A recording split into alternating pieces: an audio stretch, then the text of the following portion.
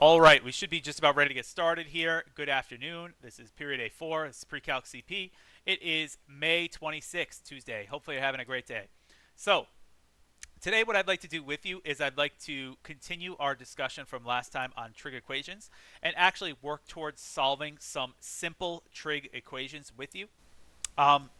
Just to be very clear about the schedule going forward, I'm sure you've heard it from all your teachers today that having the day off on Friday kind of changed things a little bit as far as the schedule is concerned.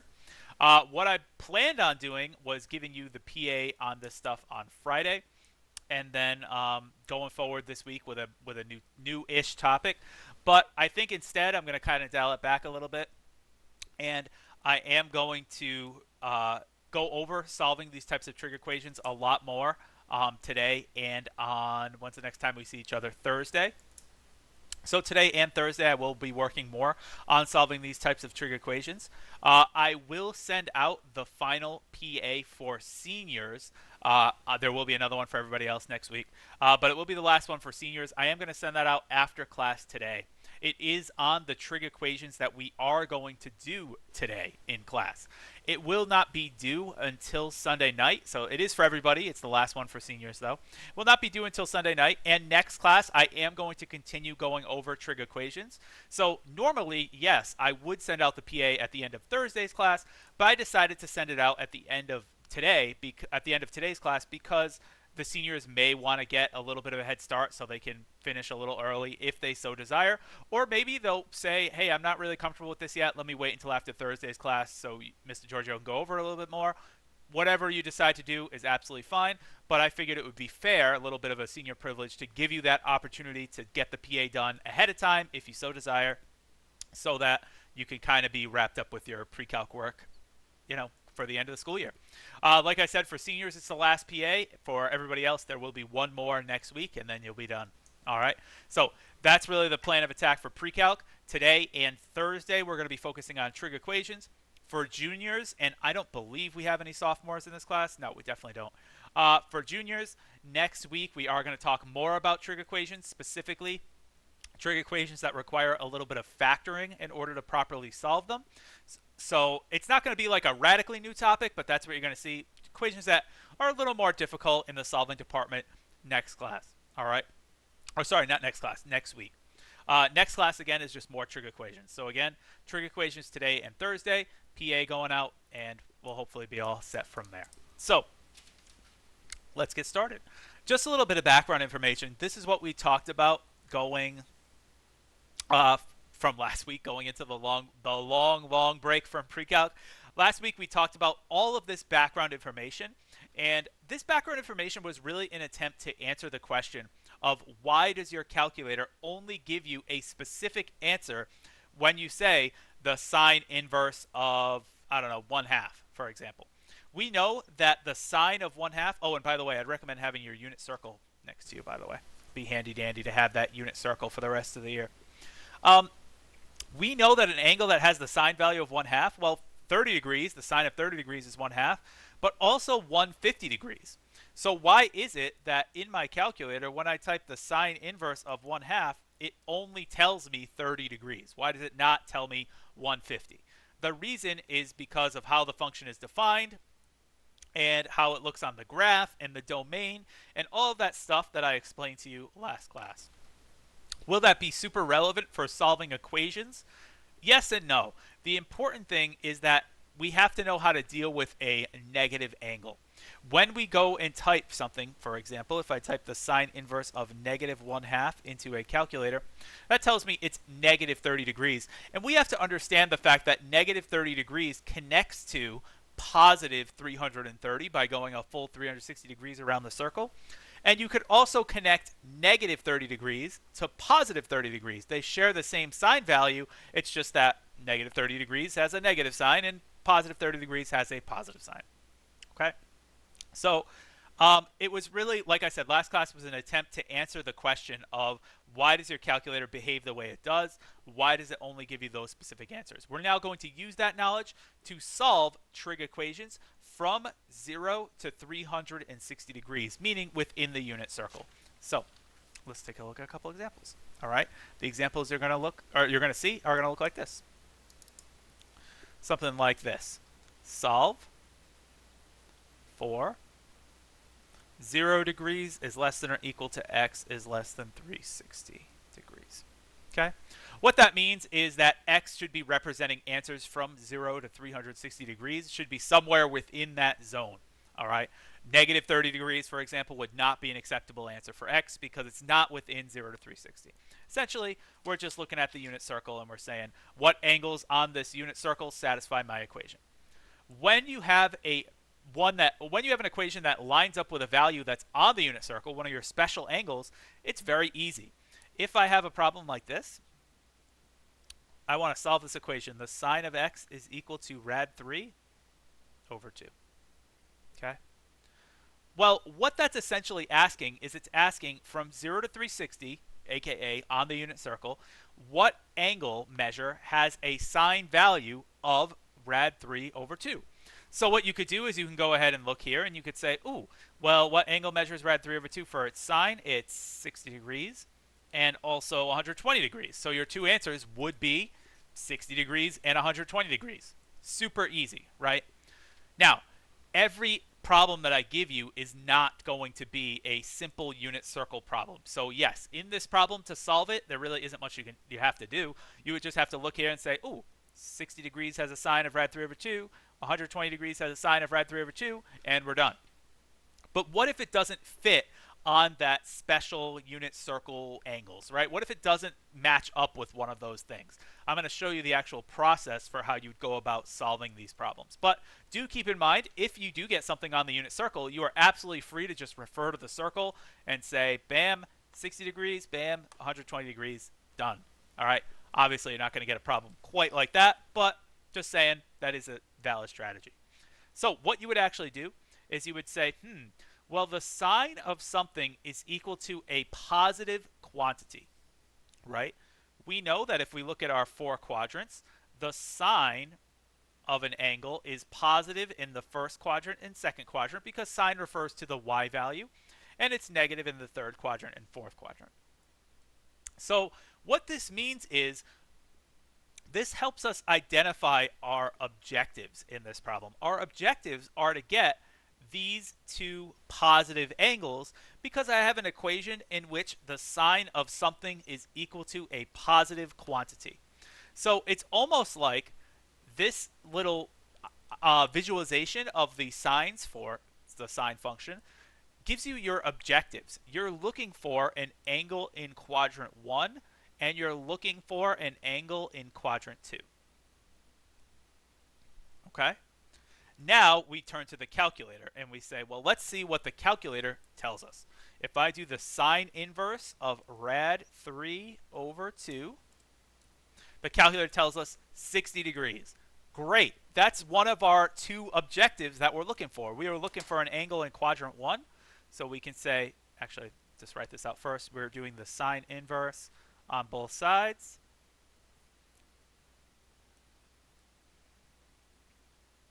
Right? And so by doing the sine inverse, we get from the calculator x equals 60 degrees. Great. Now, how do I actually find another angle in quadrant 2 that has the same sine value as 60 degrees? Well, that all has to do with our reference angles. And this is a topic we talked about a little bit ago in third quarter, something you may not remember, so I'll give you a little refresher. If you have an angle theta in the first quadrant, right? To find any angle in the second quadrant that shares its same sine and cosine and tangent values, you would do 180 degrees, or pi if you're in radians, minus theta. Okay? So for our example right here, I would say that x is 60 degrees. I want to find an angle in quadrant 2 that shares the same sine value. I would do 180 minus 60, and that would tell me that x is equal to 120. Okay? To get something in quadrant 3, if we were looking for that, you do 180 degrees plus theta. And to get something in quadrant 4 that matches up, you do 360 degrees minus theta. All right? So keep those in mind. What we're essentially going to be doing is establishing our objectives, finding the angle we're looking for, and then saying how can we translate that to the other angles we're trying to find. All right? Like I said, your unit circle is a great resource. If it just so happens that something falls on the circle, by all means, feel free to use it. That's what it's there for. But in the case if that doesn't happen, this is how you actually go through and figure out your solutions. So this equation has two potential solutions, or not potential, two actual solutions. X equals 60 and x equals 120. Sorry, I'm used to talking in Algebra 2 where we have to check for extraneous solutions. Not a thing here. Does that make sense to everybody? Let's take a look at another one that's also a nice unit circle value, but maybe a slightly trickier. If I had the sine of x, just an equation, equals negative rad 3 over 2. What if I had that? Well, the sine in this case is equal to a negative quantity. I have the sine of an angle equals a negative thing. So that means we're looking for an answer in quadrant 3 and quadrant 4. Okay? How can I, so those are my objectives. I'm looking for a quadrant 3 angle, and I'm looking for a quadrant 4 angle. All right? What I do next is I turn to the calculator and I say, well, let's do the sine inverse of negative rad 3 over 2. And I say that the calculator tells me that x equals negative 60 degrees. Now, negative 60 degrees is not between 0 and 360, unfortunately. So that's not a valid solution here. But you could recognize the fact that, ooh, negative 60 degrees is going to have the same sine value as positive 60 degrees, just the opposite, right? So if it's negative rad 3 over 2 at negative 60, it's going to be positive rad 3 over 2 at positive 60. So we can use 60 degrees in the first quadrant and say, well, let's take that angle and find a matching thing in the third quadrant and fourth quadrant, because those are my objectives. Okay? So we can understand that this shares a sine value with positive 60, and then use that angle of positive 60 to, really not x equals, this really shares with positive 60. And then we can use that angle to find quadrants 3 and 4. I can now say that for quadrant 3, it should be 180 degrees plus 60 degrees, which is 240 degrees. And for quadrant 4, it would be 360 degrees minus 60 degrees, which is 300 degrees. Okay? Alternatively, if you so desire, for another way you could actually approach this problem is you could say, well, if x is negative 360, you could actually go 360 degrees around the circle to find a coterminal angle with that. That would give you your 300, and then you can figure out what that maps to in the first quadrant and map it here. Essentially, you would be doing the same steps, just in a different order. But I like this idea because I think it provides a lot of consistency. You always start with their first quadrant angle, and then you translate it to everything else. And I like that you identify the objectives like right from the start. Sine is a negative thing. Well, the sine's negative in quadrants 3 and 4, so that's what we're looking for. Does that make sense to everybody? Let's try one more time. Or one more time. We're going to do a lot more. Let's try another one. How about 2 cosine of x minus 5 is equal to negative 4. Okay, nice little equation right there, trying to solve for x. Now, something like this, hopefully your algebra instincts are kicking it in a little bit to say, I should probably simplify this first. Think of if you had algebra 1, 2x minus 5 equals negative 4. You would isolate the variable first. So that's exactly what we could do here. We can add the 5 over to this side. Get 2 times the cosine of x is equal to 1. Divide both sides by 2. You get the cosine of x is 1/2. Right? Does everybody see that? Always isolate that variable, just like you would when solving in algebra 1.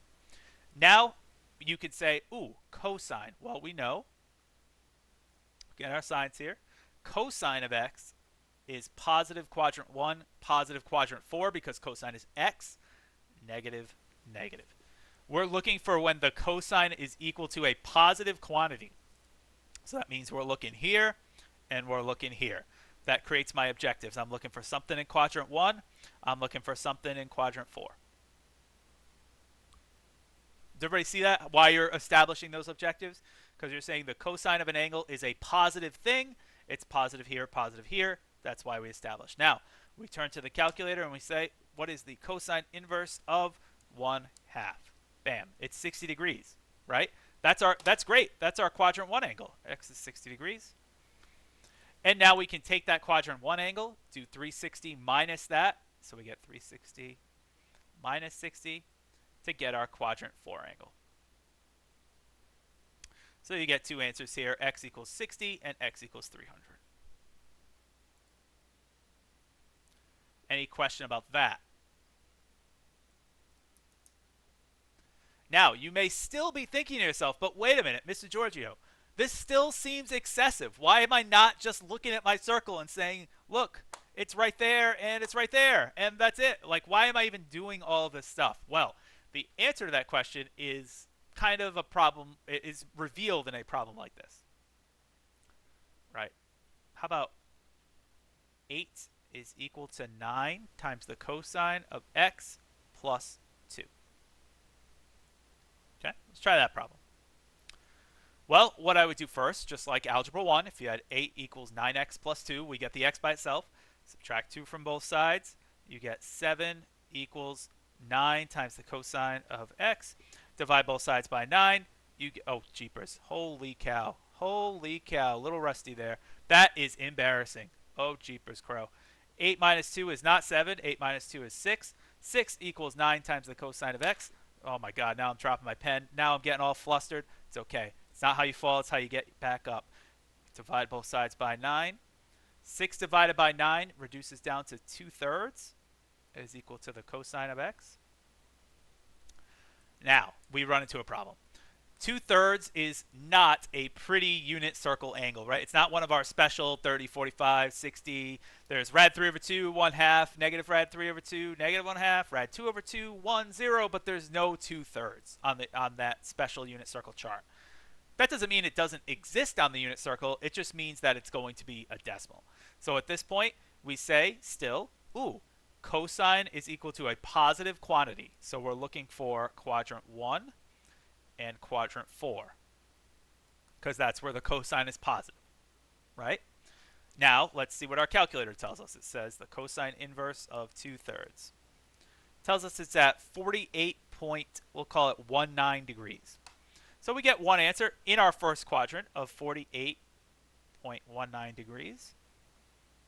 That's great. Now, in order to find the quadrant 4 angle that matches up with that, that's where we look here and we say, oh, if I have an angle in the first quadrant, how do we find one here? We do 360 minus that angle. So that's what I'm going to do. I'm going to do 360 minus the 48.19 degrees. And I get 311.81.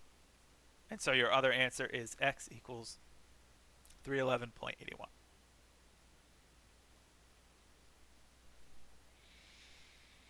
Does that make sense?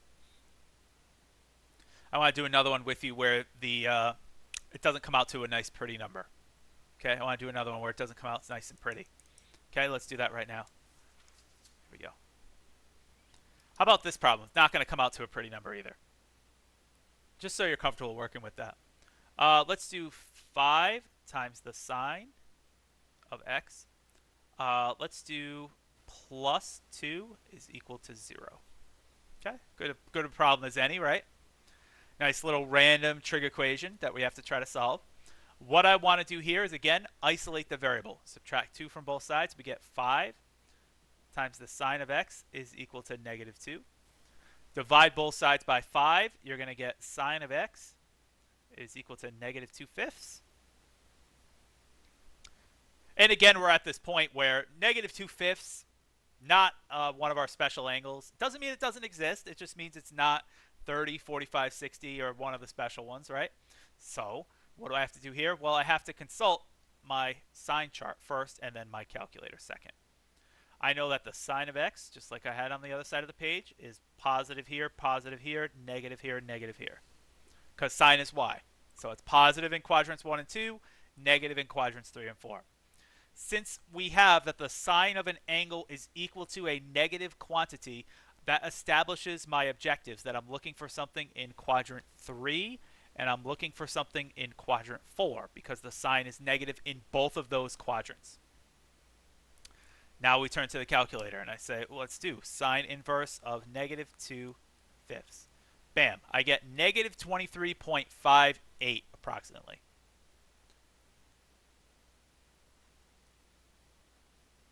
Well, that's all well and good, but negative 23.58 degrees is not in my 0 to 360 range. It's outside of that, right? So we can say, well, that's going to share a sine and cosine value, just with the opposite sign for sine, in the first quadrant with positive 23.58, right? So I can say that this shares with positive 23.58. Because it's the same distance away from that horizontal axis, just in the opposite direction. Now that I have that, I can now go ahead and find my quadrant 3 and quadrant 4 angles. So going back over here, how do I find something that's in quadrant 3? Well, I do 180 plus my angle. How do I find something that's in quadrant 4? 360 minus my angle. So since we established that our quadrant 1 angle is 23.58, I can go ahead and say, let's do 180 plus that to get the one in quadrant 3. And that's going to give us, let's see, probably do that in my head, 203.58.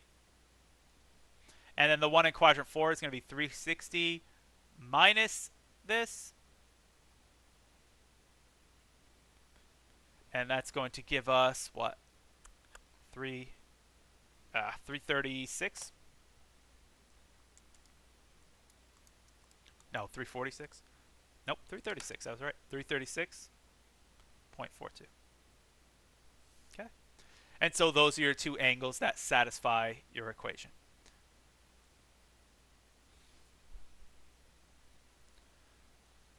One more to end the class, but are we doing okay so far? That makes sense to everybody? Just a little bit of algebra 1 thrown in there with your sines and cosines. Let's do one more. We got 5 sine of x minus 3 equals 6 sine of x minus 2. Ooh, ooh, ooh, how fun. We got sine on both sides of the equation. Difficult? No. Scary maybe at first glance, but then you might be like, wait a minute here. This is just like algebra 1. If I had 5x minus 3 equals 6x plus minus 2, what would I do? Well, I'd get all my variables to one side. I'd get all my constants to the other side. So that's exactly what I'm going to do here. Subtract 5 sine of x from both sides. Let's add 2 to both sides. We get negative 1 equals sine of x, right? 6 sine of x minus 5 sine of x is going to give us 1 sine of x, or just sine of x. Now, this one's a little special, right? We see it's negative 1. That's one of our quadrantal angles. So I take the sine inverse of both sides.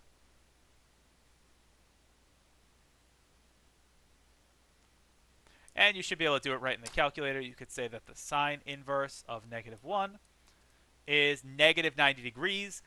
Negative 90 degrees is not within 0 to 360, but we know that negative 90 degrees is the same as 270 degrees if you just go all the way around that unit circle, right? Just to show it right here. Negative 90 degrees would be here, but we know that matches up with 270 because if you go a full 360 from there, you get right back to that quadrantal angle of 270, and so you'd get x equals 270.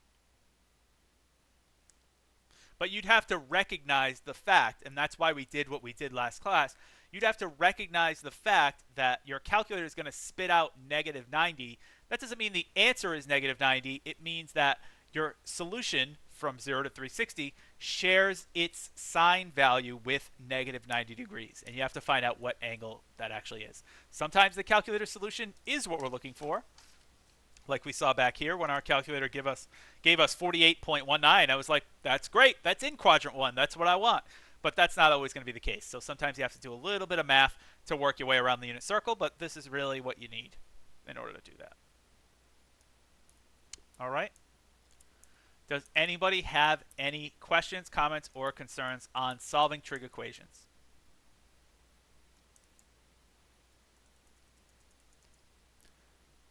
Doesn't seem like it. All right. Next class, what we're going to do is just more trig equations like this. I'm going to throw some tangents in there as well, and maybe some that are a little more complicated to solve, a couple more algebraic steps along the way.